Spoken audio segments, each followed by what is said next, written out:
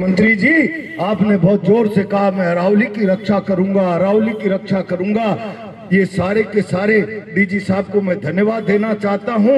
मुझे पता है यहाँ के एक आध नए बाद में आने वाले अधिकारी भी इस व्यवस्था से पीड़ित हैं और उन्होंने एसपी साहब से गुहार लगाई, आईडीजी साहब से। ये सुधरने वाला नहीं है। गुंडागिर्दी का आलम जो पुलिस पर मानसिकता पर कब्जा हो गया है, जरा आप आइए और एक दो को लंबा करिए। वो आए तो डीजी साहब उसी मुंड में थे कि एक दो और लंबे होने थे, लेकिन वो बच गए। मैं बहुत जिम्मेदारी से कह रहा हूं। आप अभी कह रहे थे अरावली की रक्षा करूंगा, चिंता मत करो। मैं मुख्यमंत्री जी आपसे कहना चाहता हूं, मैंने तब भी कहा था जब डॉक्टर किरोड़ी लाल मीणा ने कहा था कि बनास में से 8-10 करोड़ रुपए रोज की रेती निकल रही, तब मैंने मुख्यमंत्री जी से कहा था, मुख्यमंत्री जी मंत्री का बयान संयुक्त उत्तरदायित्व की भावना से पूरी सरकार का बयान होता है। कोई मुख्यमंत्री भी उससे बदल नहीं सकता, मुकर नहीं सकता। और अगर वो सरकार का बयान नहीं होता तो मंत्रिमंडल से बर्खास्तगी की कार्रवाई की जानी चाहिए थी। डॉक्टर किरोड़ी लाल आज भी मंत्रिमंडल का हिस्सा है, उसके बयान पर क्या कहना है? आप अरावली बचा रहे हो, अरावली की कोख में बनास की कोख को खोद रहे हैं कोटा के नेताजी, उनके मित्र दोस्त। उस अरावली की कोख को मत खुदने दो, उसको मत बचाओ। 20-20 करोड़ रुपए रोज की रेतियां निकाली जा रही है।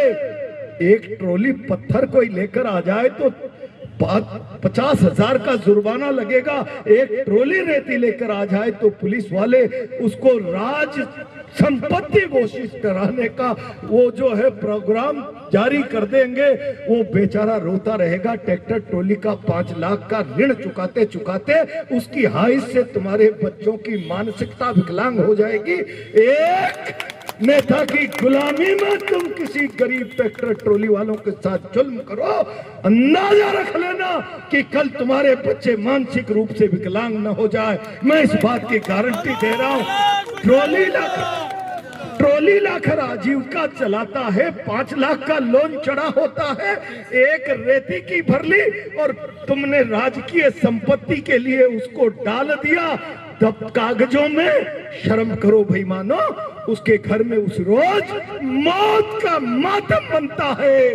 तुम्हारे घर में कभी किसी की मौत होगी तब उस मातम का अंदाजा लगेगा। जिस रोज गरीब का ट्रैक्टर छिनता है, ट्रॉली छिनती है, उसकी संपत्ति छिनती है, और तुम्हारे पास नैतिकता क्या है? जाओ, मैं कह रहा हूं कल से 3 दिन से कलेक्टर से मुझे कहना पड़ा कि मैं जाऊंगा, फिर तुम्हें मौके पे आना पड़ेगा। हिम्मत नहीं, लाठी चला सकते हो, गोली चला सकते हो। किसी की मां ने दूध नहीं पिलाया कि हमारा पैर पीछे हटा दें। मैं कल लपकाया मैंने कि वहां 4 चौमाह में अवैध खनन हो रहा, कान में जू नहीं रहेंगी। दूसरे दिन का मैं जाऊंगा, कलेक्टर साहब, एसपी साहब मौके पर आ जाएगा। तुम्हारे सीआई की औकात नहीं कि प्रहलाद गुंजल से आके मौके पर बात कर ले। जरा कल्पना कर लीजिए कि इस झगड़े को तब जाकर बंद कराया, फिर कल रात में 3 दिन बाद वापस चालू कर दिया। अरे तलवे चाटने की नौकरी कर लो यार। नेताओं की जिल्लत की पराकाष्ठा पार होती है भाई। मैं बहुत जिम्मेदारी से कांग्रेस के कार्यकर्ताओं से कहना चाहता हूं, ये सरकार बेईमान है, इस सरकार के नेता बेईमान है। इनके पास कोई नजरिया नहीं है राजस्थान के साथ न्याय और इंसाफ करने का।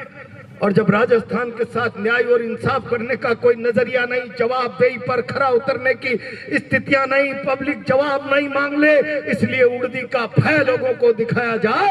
और ये जब तानाशाह निरंकुश शासन बन जाता है, कमजोरी के कारण अत्याचार बढ़ाता है, तब विपक्ष को मजबूत और सजग रहना पड़ेगा। ऐसे हालातों में डरा हुआ और कमजोर विपक्ष भी लोकतंत्र के लिए घातक हो जाता है। इनका प्रयास रहता है कि जनता में भय बना दो। उदासीन जनता भी प्रजातंत्र के लिए कलंक का काम कर जाती है।